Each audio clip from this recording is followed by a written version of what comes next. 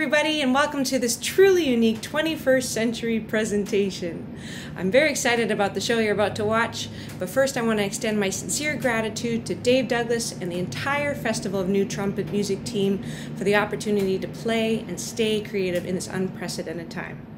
So with that in mind, I want to jump straight into the music and share an original arrangement of a song called the Limehouse Blues. And I wrote this arrangement shortly after my first experience paragliding. So, away we go! Enjoy!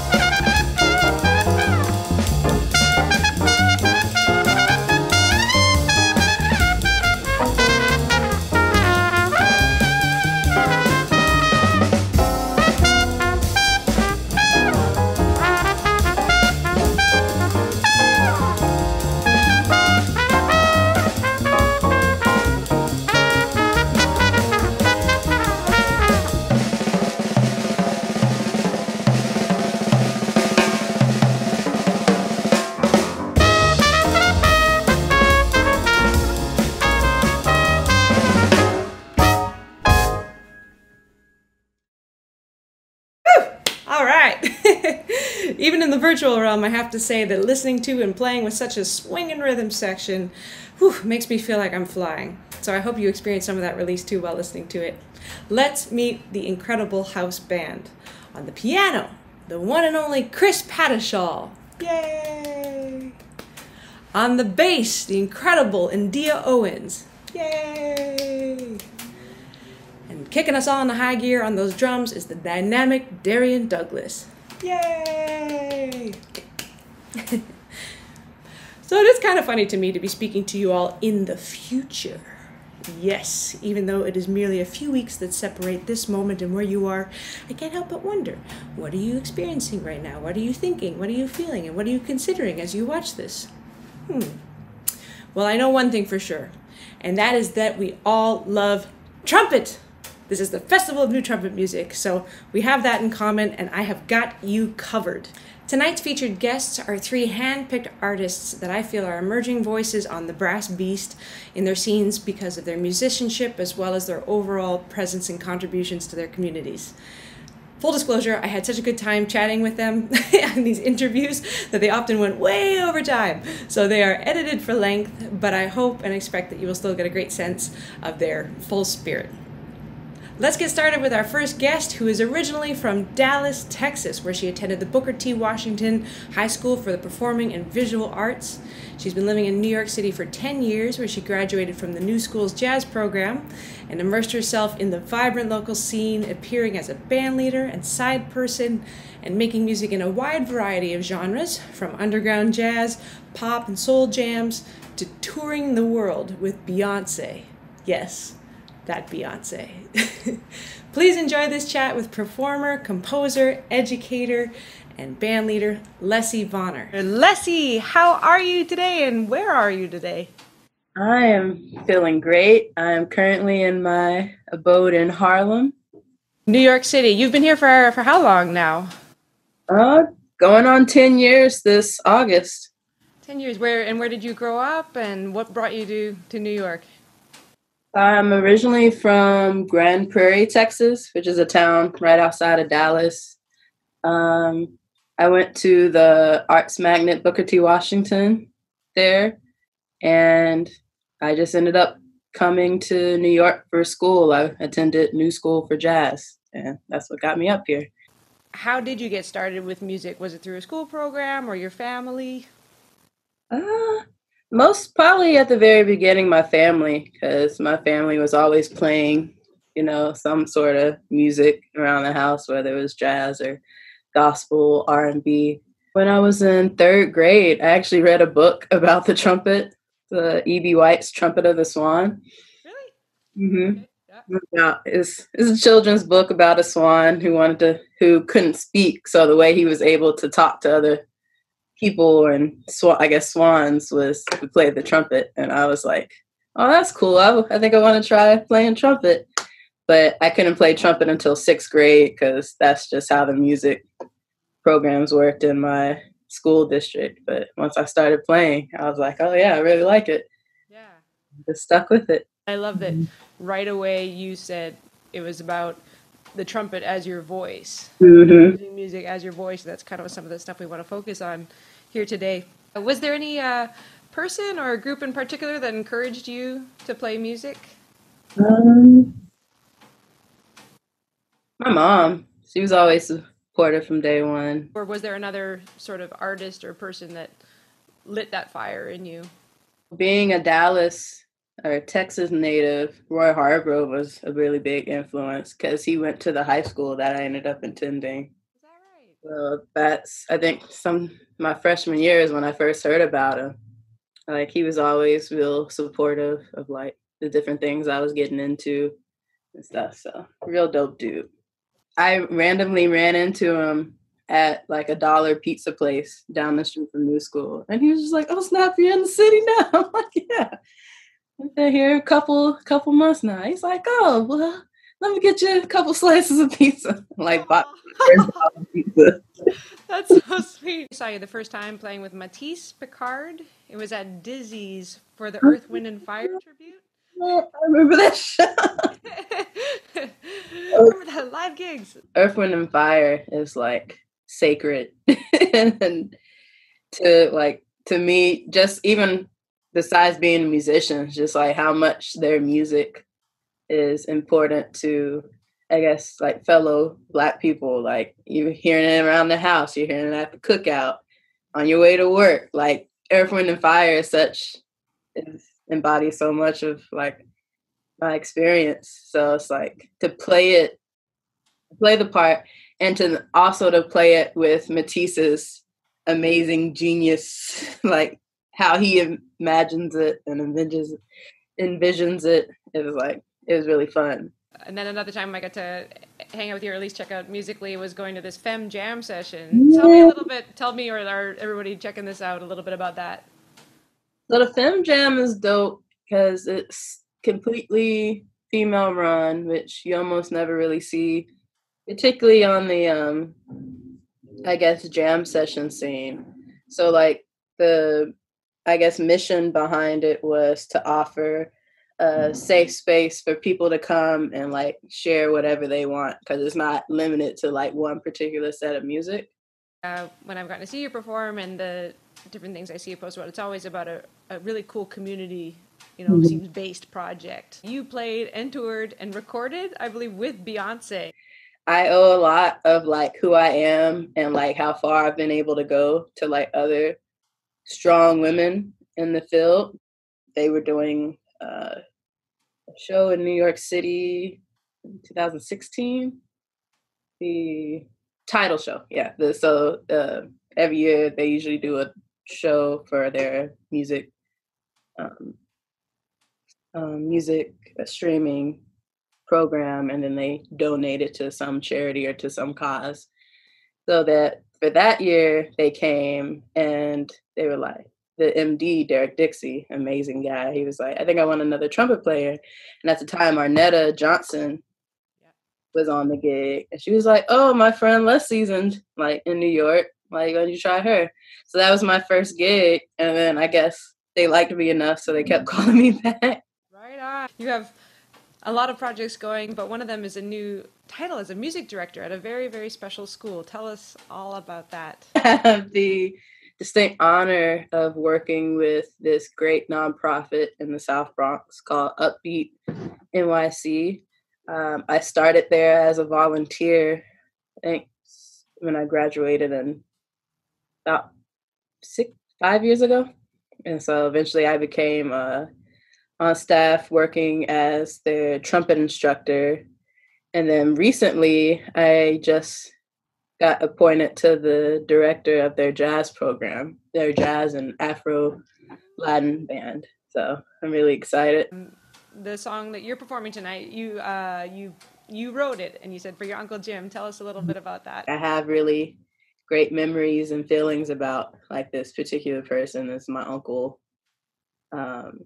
Uncle Jim Lee, who was one of my first and greatest supporters as far as me becoming a professional trumpet player.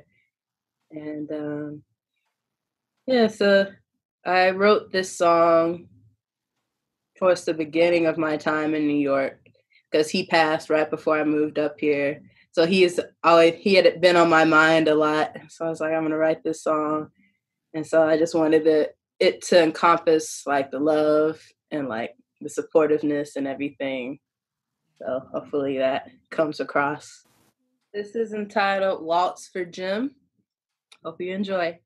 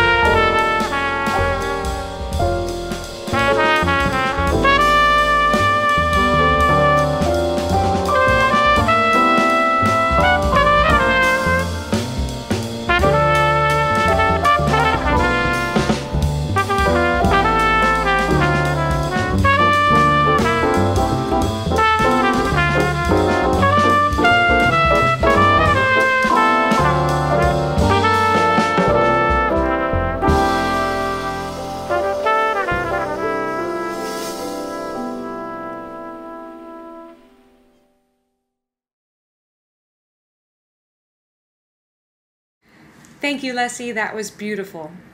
Our next guest hails from Baltimore, Maryland, where he currently resides.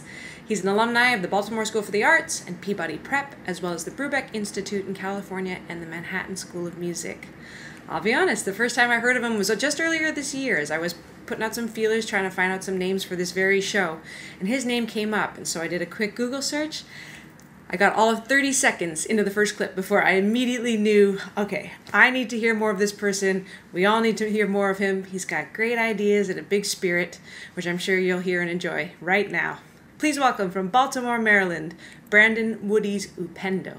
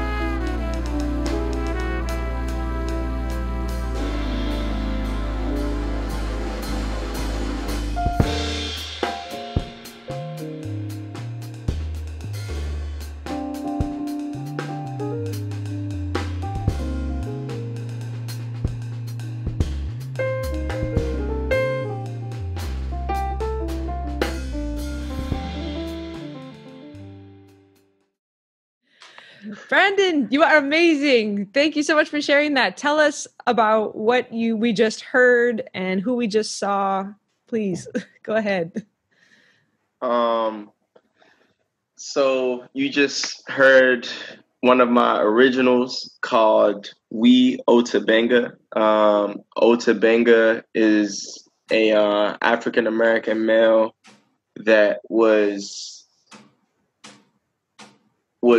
basically robbed or taken away from his family, and they put him in a zoo, in the Bronx Zoo.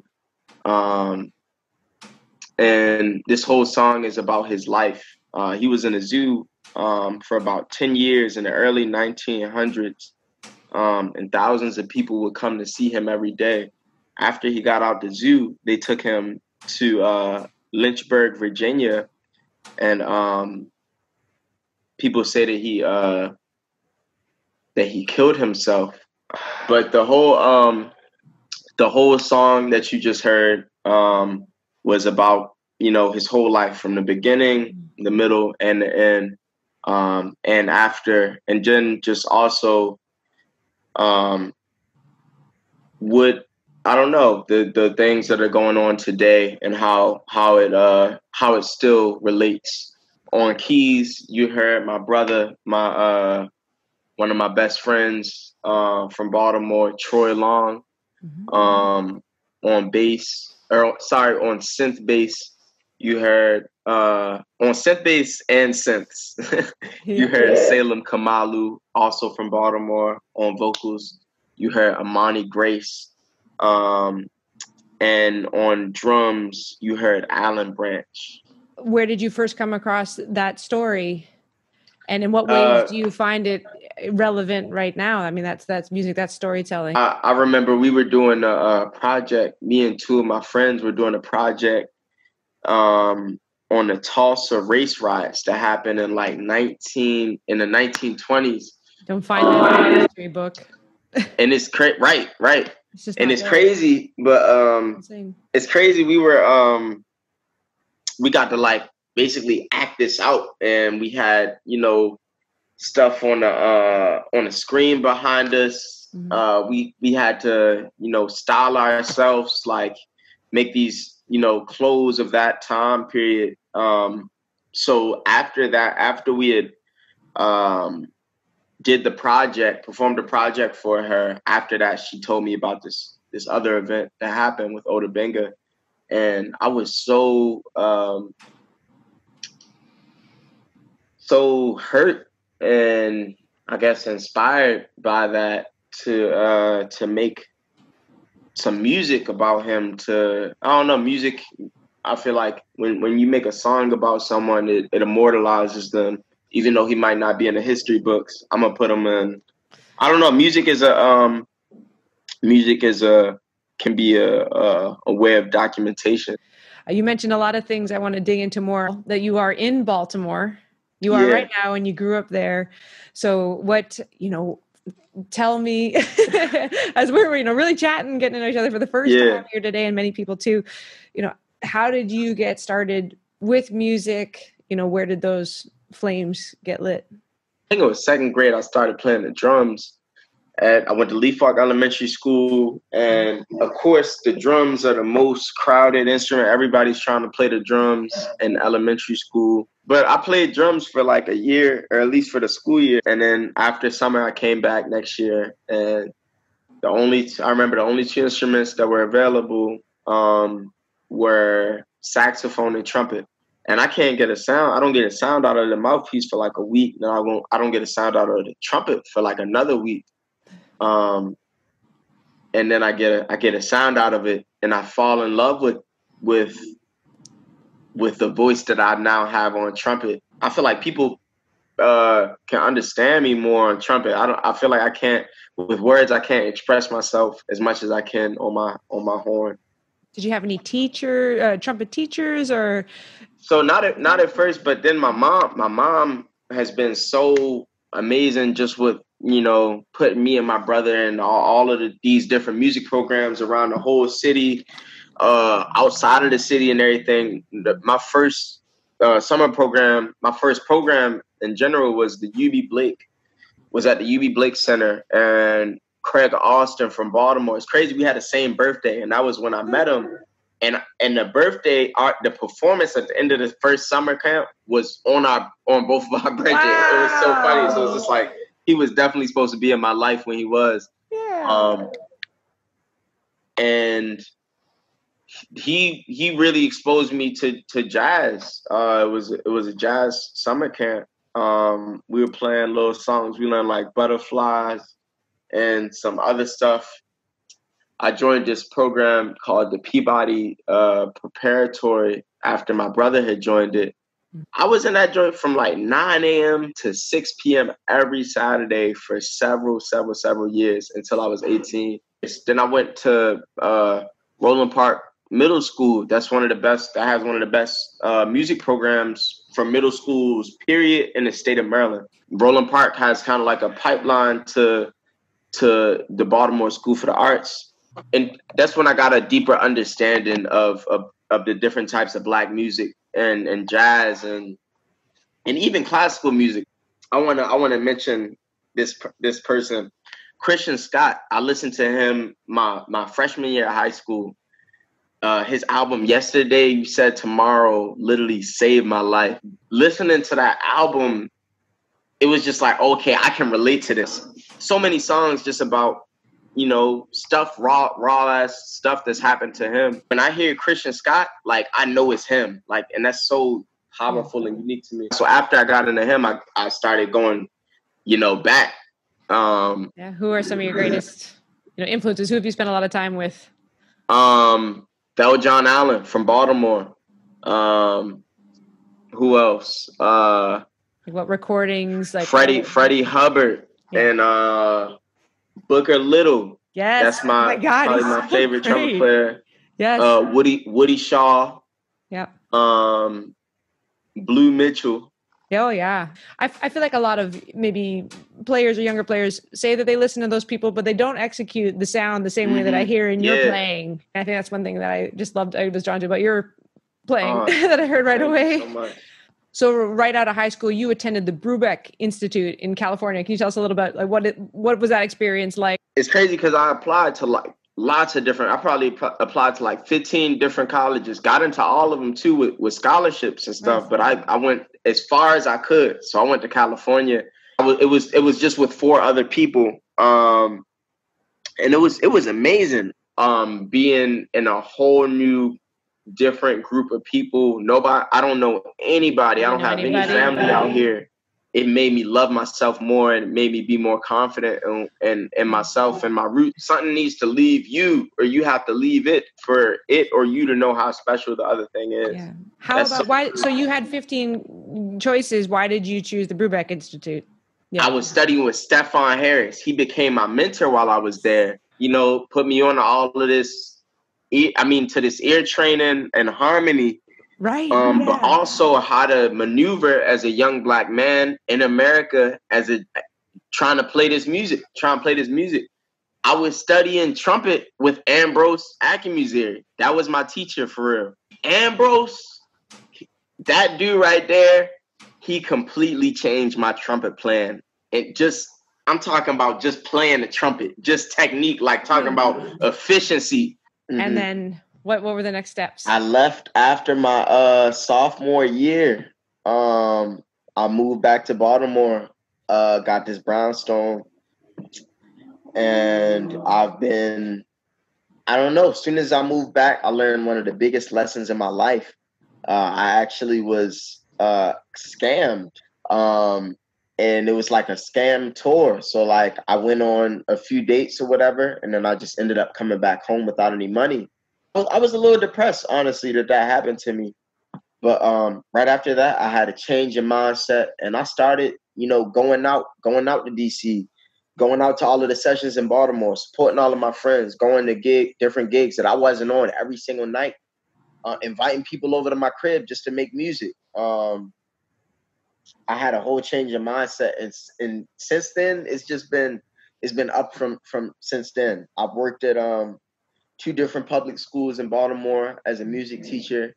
I actually ran a brass program for a couple of months. I don't know. I feel like that's part of my destiny. Teaching kids, mentors have been the most impactful people in my life. So that's what I want to do. I want to, yeah, more personal. You know, like what things do you really need to work on? All of this stuff has happened after, you know, the loss that I took in June 2018.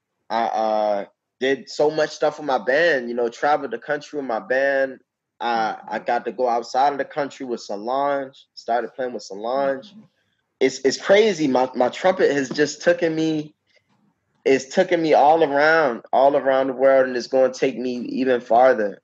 So exciting, you know, to hear about what you've been influenced by, what music you're making now, and what we get to look out for in the future. I'm really thrilled and inspired by your playing. So thank you very much for being part of this today. Thank you so much for having me. All right, let's get everybody on the bandstand now and jam on a slow blues that's written by one of my favorite trumpet players, Harry Sweets Edison. We're going to start off with a full chorus featuring this fabulous rhythm section. Please welcome once again Endea Owens on the bass, Chris Pattishall on the piano, and Darrian Douglas on the drums. This is Centerpiece.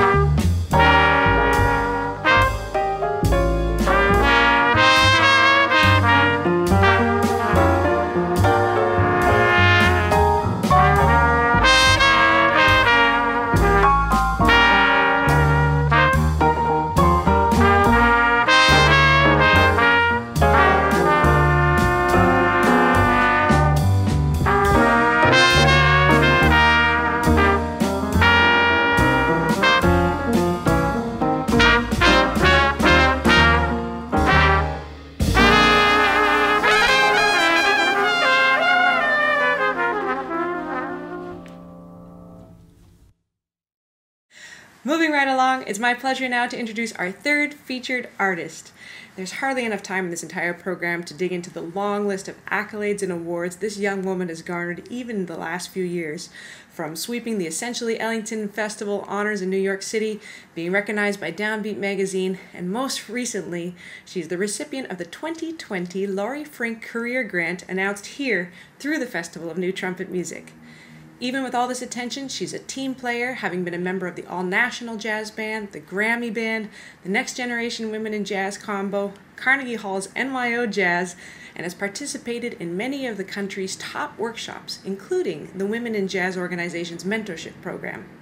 She works hard, she takes chances, and it's all paying off. About to enter her second year at the Juilliard School, I'm so proud of and thrilled to announce Summer Camargo. Hi, Summer. How are you? And where are you right now? I'm in Hollywood, Florida. I'm in my house, and I've just been spending time with family, and it's just a great time to just kind of relax a little bit and chat a lot, and yeah, spending time with family. So the real Hollywood, where the real stars are, like Summer. Yeah.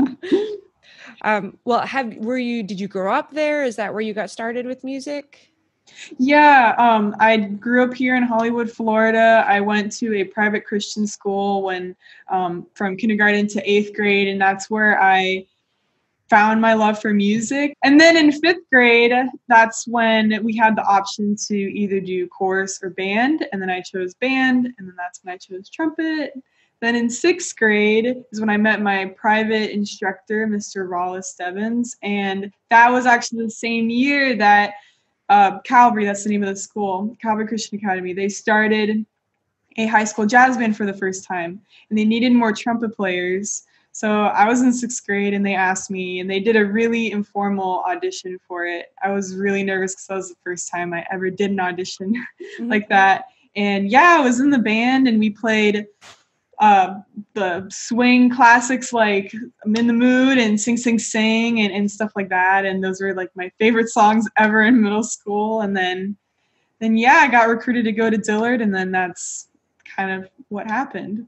Amazing. I love it. So as soon as you picked up the trumpet, you were already like, we were in a jazz band, we're listening to jazz and learning some of the foundational sort of classics. Yeah. So it when I first started, I didn't really like practicing. I was kind of ahead of everyone just because I was able to read music. But then my private instructor, Mr. Rollis Devins, who I said before, he is super inspirational. He is so enthusiastic about the music, and it's super contagious. So he gave me the most inspirational speech in my entire life in 6th grade. And he even said that I had the potential to be at Juilliard, and I didn't know what Juilliard was. And it's really interesting because I'm actually at Juilliard right now. And he was like, Summer, you can do this. It was just like super, super inspirational. I even wrote about it for my essay to get into Juilliard. So he changed my life. That's beautiful. Like, yeah, you realize now those seeds were planted right early on, just that yes, you can do anything. And here are actually some tangible dreams. It's not just like shoot for the stars. It's like, actually, if you work hard, you can get into this program. So that's interesting to hear that. The first time I met you was in Florida. Not too long ago, you sent me a selfie of the first time that we met. I remember my teacher, he saw you in the newspaper and he showed it to me. He's like, hey, Bria, like this girl, you should definitely check her out. She's going to be playing at the Broward Center. And I was like, oh, okay. So I went, and then, yeah, I loved the way you played, loved the way you sang. And I took a selfie with you after. And I remember even asking you, like, man, I don't see any scars on your lips. Like, how much pressure do you use? Like just trumpet questions. And you don't know how those kind of, relationships or things will continue along the way. You continue to apply yourself or just take chances and reach out and go for that. And that's just such an important mindset. I wasn't like that at the beginning. My mom was kind of the one that was pushing me to do things. I was just a shy person. And my mom's like, no, like, let's write it out together and stuff like that. So both of my parents are awesome and super supportive. I'm curious if there are other things, besides music, non-musical related activities that you particularly enjoy or you think inspire some of some of your artistic pursuits? For sure. So I'm a very dedicated Christian, and I'm very involved with, we actually have a church at my house here. We actually meet in this room. Wow. And it's a very small home church. I'm a part of the Juilliard Christian Fellowship. And in high school, I was the president of the First Priority Club, which is a Christian ministry on school campuses. So I think just in music, a lot of music has come from the church. And my grandpa and a lot of people on my mom's side were just I think that's where I got it from my mom's side, like the musical side. And yeah, my grandpa, he was a Baptist pastor. He sang a lot of gospel. He definitely taught me a lot. And when I was played violin, he was really into that. He unfortunately passed away a few years ago, but that's definitely how the whole religion and Christian side of my life and my family has definitely played a big part of my music. In New York City now, finished your first term at Juilliard. After graduating, swept a bunch of awards at the Essentially Ellington Festival a couple of years ago with composing, arranging, performing, and now this year's Laurie Frink Grant recipient. It's super, super exciting and well-deserved. Can you think of, I guess, just even one moment in particular? Let's pick one out of any of the last couple of years that has been, just kind of giving you the goosebumps to think about or remember. It was the Essentially Ellington Festival in 2018. And honestly, it was like a Cinderella day. I would say that was one of the best days of my life. So I was a junior, and I actually won the student writing contest at Essentially Ellington. So I got there early before the band, and we were rehearsing the song with Jazz Lincoln Center. And that's when I met some of the Jazz Lincoln Center members before from the last festival last year, but just like seeing everyone and hearing the band playing my song. Yeah. Yeah, and I love that aspect of when you're composing music, because you have it all in your head, you have it all in Finale or whatever software you're using, and then you hear the band play for the first time, and you're like, that's what I was hearing in my head. It's so exciting. So they recorded that song. I had a lesson with Ted Nash, and that was just amazing, life-changing experience. It was phenomenal. And I encourage whoever's watching this to, if you're in high school and you're into composing big band charts or arranging big band charts, like definitely apply for this. This is definitely a life-changing experience. Dillard, the school that I went to, ended up getting first place that year. And then I ended up winning the Ella Fitzgerald Outstanding Soloist Award, which, according to the judges, is like the highest award you can get as a soloist. So it was like one thing after another, and I was like, this is not happening right now.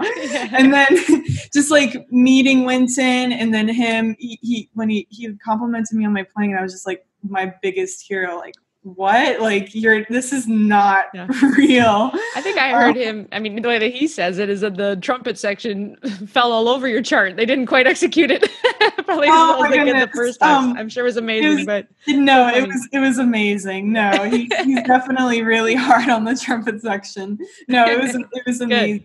And yeah, they played it at the festival, and just like being on stage, just like watching them, and yeah, no, definitely one of the best days in my entire life. Yeah. Yeah. Awards come, it's never that feeling necessarily that you've arrived anywhere. It's just encouragement that everything you've been doing until this point, the goal setting, work hard, stay humble. I think it's such a big part of it, and try to elevate the voices around you at the same time. I look forward to hearing and seeing, especially what you do with the Laurie Frink Grant, and just taking that inspiration forward. Are there any, kind of recordings that you're a part of or that you're working on right now, or anything in particular you'd like to mention? In terms of the Laurie Frink Grant, I definitely want to use half of my money to do my debut album. So I'm really excited for that. I do want to add the songs that I wrote about my family. So here in quarantine, it was actually my two sisters' birthday in June.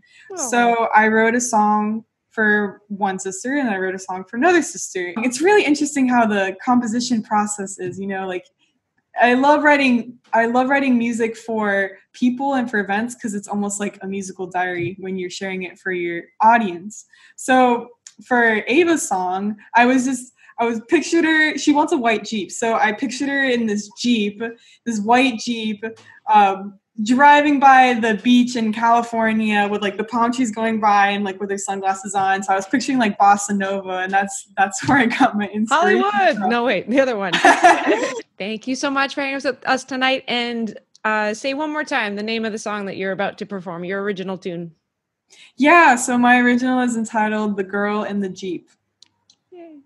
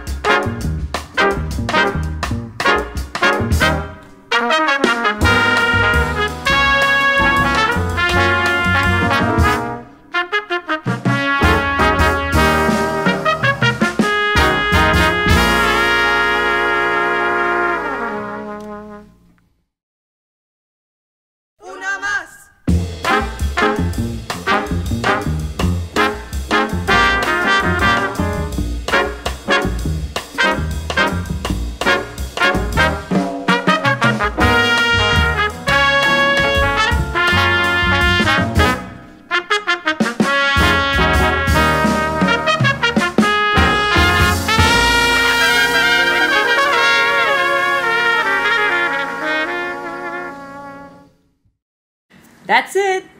We've come to the end of the program, and I sincerely hope that you had just as much fun listening to it and watching it as we did pulling all the pieces together. I want to say once more thank you so much to all of the musical guests and band members, with a special shout out to Darrian Douglas for editing all those group videos together. Thank you, of course, to the Festival of New Trumpet Music for this wonderful opportunity to stretch in many ways. I hope that you will continue to follow the careers and adventures of all the emerging voices that you heard tonight through social media.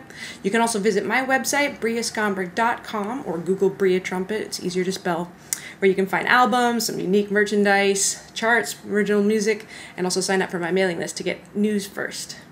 Thank you all so very much again for watching, and don't forget, as we say, to keep your bell up.